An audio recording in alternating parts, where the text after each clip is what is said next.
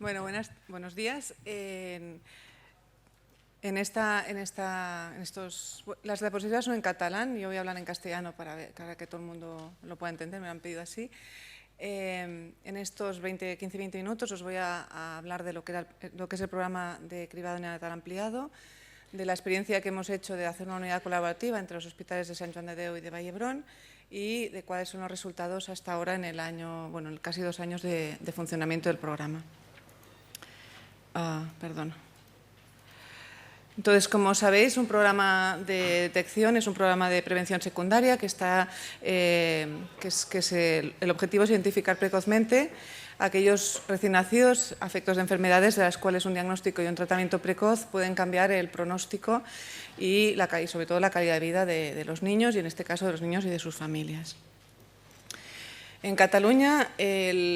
los inicios del programa fueron en el año 70, en los cuales se empezó a detectar a los neonatos a efectos de fenilcetonuria en la ciudad de Barcelona. En el año 82 se incorporó el hipotiroidismo al programa de cribado y se amplió la detección a todos los recién nacidos de Cataluña. Y en el año 2000 se añadió la fibrosis quística. A partir del año 2012, el CatSalut empezó a trabajar en la posibilidad de ampliar el cribado a otras enfermedades que cumplían los criterios, que luego veremos, y con eso, finalmente, en el año 2013, se empezó este programa de cribado neonatal ampliado. Supongo que, como sabréis, las 3 enfermedades que hasta ahora se estaban cribando eran el hipotiroidismo, la fenilcetonuria y la fibrosis quística. Todos los recién nacidos que nacían con fenilcetonuria eran derivados, porque así se decidió en su momento, al Hospital de Sant Joan de Déu. Todos los recién nacidos que tenían y tienen hipotiroidismo al Hospital de Vall-d'Hebron y los recién nacidos con fibrosis quística se repartieron entre 3 centros, Sant Joan de Déu, Vall-d'Hebron y el Hospital de Pardoli. Entonces, todas las enfermedades que se propusieron para entrar en este cribado ampliado tienen que tener las características de que sean suficientemente frecuentes como para poder detectarlas, que sin tratamiento tengan unos daños y unos efectos graves para el recién nacido o para los niños y que muchas veces son irreversibles, que todas ellas tienen que tener un tratamiento eficaz, sea dietético o sea farmacológico, porque diagnosticar una enfermedad si no tiene tratamiento tampoco entra dentro de las indicaciones.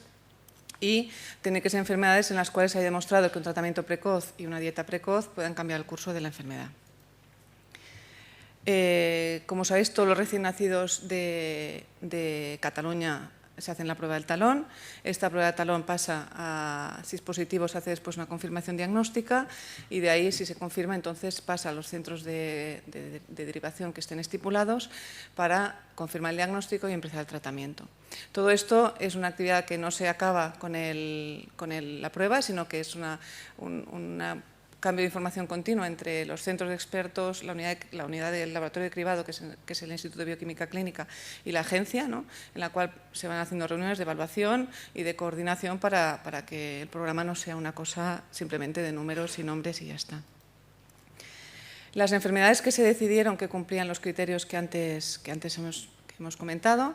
eran estos 3 grupos: trastornos del metabolismo de los aminoácidos, que incluye los trastornos del metabolismo de los ácidos orgánicos, y septicemias orgánicas, y después los trastornos de la detoxificación de los ácidos grasos. Todas ellas si son diagnosticadas a tiempo y se tratan a tiempo, pueden cambiar de forma muy sustancial el pronóstico y la calidad de vida de los niños y de sus familias. En la muestra de talón en estos momentos en Cataluña se hacen unas 69 maternidades. Cuando se inició el programa, la intuición era que eran unos 80.000 recién nacidos en Cataluña por año, que este año han sido 71.000, o sea, ha bajado bastante la natalidad. El análisis de la muestra inicial, como ya os he comentado, se iba a hacer en el Instituto de Bioquímica Clínica,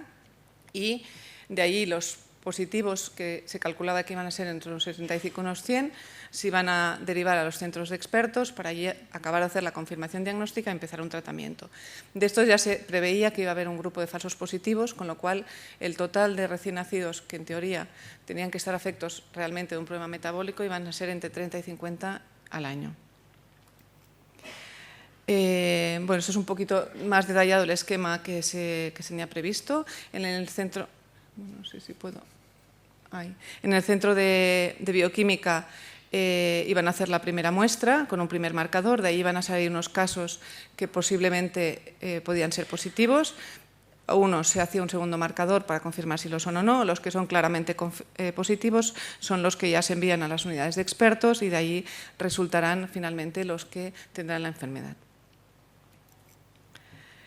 Entonces se decidió, cuando se planeó hacer el programa ampliado, que las enfermedades que ya se estaban cribando, como la felicitonuria, el hipotiroidismo y la fibrosis quística, no iban a cambiar las rutas en cuanto a la remisión de los recién nacidos, porque los circuitos funcionaban muy bien y, bueno, y lo que funciona bien no hay que cambiarlo. Y que para las 19 enfermedades nuevas se iba a valorar a qué centros se tenían que derivar, para el diagnóstico, para el tratamiento y para el seguimiento. Entonces se plantearon unos criterios para elegir estas unidades, que eran pues, que tuvieran pacientes suficientes y experiencia en el tratamiento de los errores congénitos del metabolismo, que hubiese el equipo multidisciplinar de profesionales, que incluía pues, los dietistas, los médicos, neurólogos, gastroenterólogos, los genetistas, todos los que están envueltos en el cuidado de estos niños, que tuvieran experiencia en el trabajo multidisciplinar, que pudiesen identificar la figura del gestor de casos, que tuviesen asegurada la transferencia a un servicio de adultos y que participasen activamente en el registro de enfermedades minoritarias de Cataluña. Además, los hospitales tenían que tener unos requisitos, ¿no? Pues, evidentemente lógicos, que tuviera unidad de cuidados intensivos neonatales y pediátricos, que tuviese una unidad de consejo dietético, que tuviese un laboratorio que pudiese en 24 horas dar confirmación a los resultados de los recién nacidos que iban a venir remitidos para el diagnóstico, que tuviese un servicio de farmacia que pudiese tener los fármacos necesarios por si alguno de estos niños en el momento del diagnóstico ya tenía una descompensación,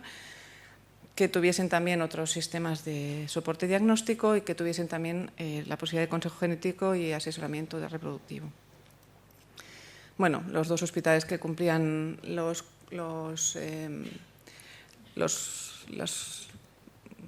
las cuestiones eran el Hospital San Juan de Dios y el Hospital de Vallebrón, y se decidió pues un poco valorar estos dos hospitales. Tenían un número de pacientes, tanto San Juan de Dios como Vallebrón, un número de pacientes similar, excepto para PKU, que sabéis que todos los pacientes con PKU vienen aquí. Bueno, el manejo era similar con algunas diferencias que después hemos ido limando. Se planteó la posibilidad de hacer un trabajo conjunto y se estableció, creo que por primera vez, una unidad colaborativa entre los dos hospitales, ¿no? Luego se ha hecho con otras especialidades y con otros programas, pero bueno, creo que en este caso fuimos los primeros.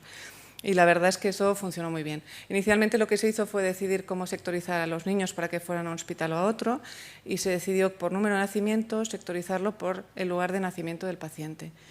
Entonces se repartió Cataluña en dos bandos, pero por maternidades, aquí hay dos conceptos importantes. Uno es que es por lugar de nacimiento, que no corresponde a veces con el lugar donde vive el niño. O sea, si un niño de Tarragona ha nacido en la Quirón, pues viene a Vallebrón a hacerse el cribado. Si un niño de Gerona ha nacido en la de Seus, va a hacerse el cribado a Sant Joan de Déu.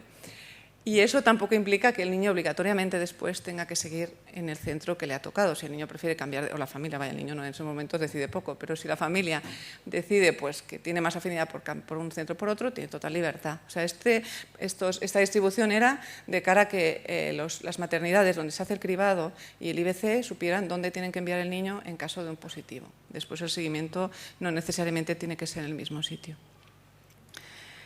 Entonces, lo que hicimos, que en este caso fue con Ángeles García, con la que estuvimos trabajando, fue mirar cómo, y con el IBC, con la doctora Ribes y con la agencia, fue mirar cómo podíamos hacer unos circuitos que fueran fáciles, que no lo son porque son muchas enfermedades y que unas son más graves que otras, y cómo teníamos que hacer estos circuitos. Entonces, finalmente se decidió que el centro de cribado nos llama a nosotros, el gestor de casos de cada centro llama a la familia, valora cómo es el estado clínico del niño en esos momentos, pensar que los niños tienen entre 7 días y a veces 15 días, porque hay hospitales lejanos o maternidades lejanas que no siempre envían los cartones cuando toca. Y entonces a veces los niños, cuando el cribado resulta positivo, especialmente si hay que hacer un segundo marcador, pues a veces tienen ya entre 10 y 15 días. Con lo cual, el que haga la llamada telefónica a casa de los pacientes tiene que saber muy bien qué preguntar y valorar muy bien cómo está el niño para decidir si tiene que venir de forma urgente o si puede venir de forma programada al hospital. Luego los niños se citan en el hospital que les ha tocado, allí se hacen las pruebas de confirmación y en 24 o 48 horas se tienen los resultados y se inicia el protocolo. Como no todas las enfermedades que se habían incluido en el cribado tenían el mismo nivel de gravedad y para muchas familias es muy difícil cuando les llamamos, les decimos tiene que venir usted hoy o mañana al hospital, que igual les queda lejos y que a veces no tienen facilidad para moverse, pues decidimos hacer 2 grupos de gravedad. En el primer grupo están las acidemias orgánicas y algunos trastornos, bueno, sí, básicamente las acidemias orgánicas y algunas aminoacidopatías, y en el segundo grupo estaban los trastornos de beta-oxidación, algunas otras aminoacidopatías, bueno, aquí los veis todos escritos. Entonces, en este caso, lo que decidimos entre los 2 centros fue que una vez llamado a la familia, ver si, y depende de si el paciente estaba incluido en un grupo o en otro, pues íbamos a avisarles de que o vinieran al día siguiente o en 48 horas, incluso a veces si es un viernes les decimos que pueden venir el lunes, o si tenían la necesidad de venir a urgencias. Los de urgencia 0 o 1 vienen directamente a urgencias, allí son valorados por el médico de urgencias que ya tiene el protocolo. Si es en horario laboral, pues estamos uno de los de la unidad y si no, pues el médico de urgencias que sabe que va a llegar este niño y que está en contacto telefónico con nosotros. Y entonces, en función de si el niño está sintomático o asintomático y de cómo sale una primera analítica que se realiza en urgencias, se decide si ingresa o no ingresa y dónde ingresa. A los pacientes que son de la prioridad de nivel 2 de gravedad, pues si cuando les llamamos nos parece que el paciente o no está bien informado o no tenemos claro cómo está, les hacemos venir el mismo día y si no, pues se les cita en un día, 2 o cuando creamos conveniente. Entonces, esto obligó además a hacer un trabajo consensuado en los 2 centros para que la atención en uno y en otro fuera la misma, con las dificultades que entraña un hospital y el otro, que tiene unas características que esas no las podemos cambiar, ¿no? Pero bueno, intentamos hacer unos protocolos comunes para la asistencia inicial y para la confirmación diagnóstica y unos protocolos comunes de tratamiento inicial. Trabajamos en los 2 centros en identificar un gestor de casos, 1 o 2, porque depende del horario, normalmente tiene que haber 2 personas, porque uno pues, hace vacaciones, un día está, un día no está. Se crearon en ambos centros unos perfiles para el diagnóstico prenatal. Se unificaron o se están unificando los criterios para la necesidad de stocks de fármacos en las farmacias y además hay muy buena relación entre las 2 farmacias, con lo cual bueno, funcionan rápidamente con un fármaco si es necesario en uno de los centros. Y después, el tercer punto es que tuvimos que establecer, y sobre todo yo creo que más en nuestro caso, por lo que he comentado con Silvia, que ya no se encuentra con tantos problemas, buenos niveles de coordinación con los hospitales comarcales y los centros de asistencia primaria. Porque nosotros, en el área de Gerona, por ejemplo, hay muchísimo problema para que muchas familias bajen a Barcelona. Y entonces hemos tenido que ir allá, vamos periódicamente, revisamos los casos, hay una persona en el Hospital de Figueras y una en el Hospital de Gerona que nos ayudan a coordinar a algunas familias que por X motivos tienen dificultades para venir periódicamente a Barcelona. Y entonces lo hacemos pues un contacto telefónico con el personal responsable del hospital y de ahí pues algunas familias vienen menos. Bueno, el programa se inició en el 25 de febrero del 2013, con los niños nacidos el 25 de febrero del 2013. Y en octubre del 2014 se habían analizado 118.000 muestras, de los cuales había 49 casos confirmados, que en estos momentos, bueno, 49, en teoría son, bueno, 49, eran 70, lo que pasa que unos fueron transitorios, ¿no? Pero 49 que finalmente quedaron confirmados de una enfermedad genética metabólica, ¿no? 25 eran fenilcetonurias, un jarabe de arce, 3 defectos de la carnitina, bueno, 3 defectos de carnitina, 11 trastornos de la cadena media de la beta-oxidación, 4 de la cadena muy larga, una tirosinemia, una 3-hidroximetilglutariil-CoA de deshidrogenasa deficiencia, una glutárica y 2 déficits de cobalamina C. Además, en el programa se detectaron patologías que no estaban incluidas en el programa, pero que por el patrón de metabolitos se pueden identificar, que son estas que veis aquí: 2 tirosinemias, 2 hipermetionemias, 4 3-metilcotonilicinuриas, 2 acemias telmetilglutacónicas y 2 defectos de carnitina en las madres, no en los niños. Además de esto, se detectaron 25 acemias metilmalónicas que fueron transitorias y un falso negativo, pero que hay que decir que no fue un falso negativo del programa, sino fue un falso negativo del paciente casi, porque fue un niño que nos ingresó a nosotros con un cuadro neurológico y multisistémico agudo a los 5 días de vida, que realmente parecía un cuadro metabólico, y que todos los estudios que hicimos nosotros 3 veces durante el ingreso también salieron negativos. El cribado también salió negativo y después resulta que tiene un déficit de cobalamina C bastante severo, pero que no resultó positivo hasta cabo de unos meses. Estos números ahora que han finalizado los 2 años han aumentado bastante, porque en los últimos 3 meses ha habido bastantes casos positivos. Y bueno, los datos supongo que en la guía metabólica, cuando haremos una pequeña nota para la guía metabólica e intentaremos actualizar ahí los datos de los 2 años de seguimiento. Una mención especial son las acemias metilmalónicas transitorias, porque primero se consideraban que eran falsos positivos, pero realmente no son falsos positivos, son niños que tienen una acemia metilmalónica, lo que pasa que por suerte es secundaria a un déficit de B12 y que por lo tanto con un buen tratamiento pues luego son niños normales, ¿no? Normalmente el déficit de B12 es materno, porque la madre sea vegetariana, porque tenga una anemia posparto o porque coma, por lo que sea, poca carne o porque tenga una gastritis atrófica con problemas de absorción de la B12. Y aunque los consideramos transitorios, sí que es verdad que si no se detectan a tiempo y no se tratan, puede dar secuelas importantes en el niño, ¿no? Son cuadros que sin tratamiento pueden dar problemas de regresión neurológica, de atrofia cerebral y de movimientos anormales y retrasos en el desarrollo.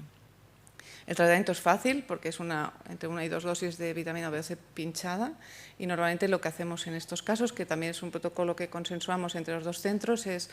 verlos la primera vez, darles una dosis de B12, citarlos al cabo de 1 mes o 2 para confirmar que se ha normalizado el patrón, y nosotros los volvemos a citar al cabo de 6 meses para ver que no sea un problema del niño, que tenga él la mala absorción y que por lo tanto requiera de B12 de forma crónica. Hay que decir que algunos de estos, cuando se detecta el aumento de metilmalónico y vienen a control, aunque a pesar de que sospechemos que son cuadros transitorios, hemos encontrado algunos con hiperammonemias bastante importantes, con acidosis metabólicas importantes, o sea que no es siempre un cuadro banal.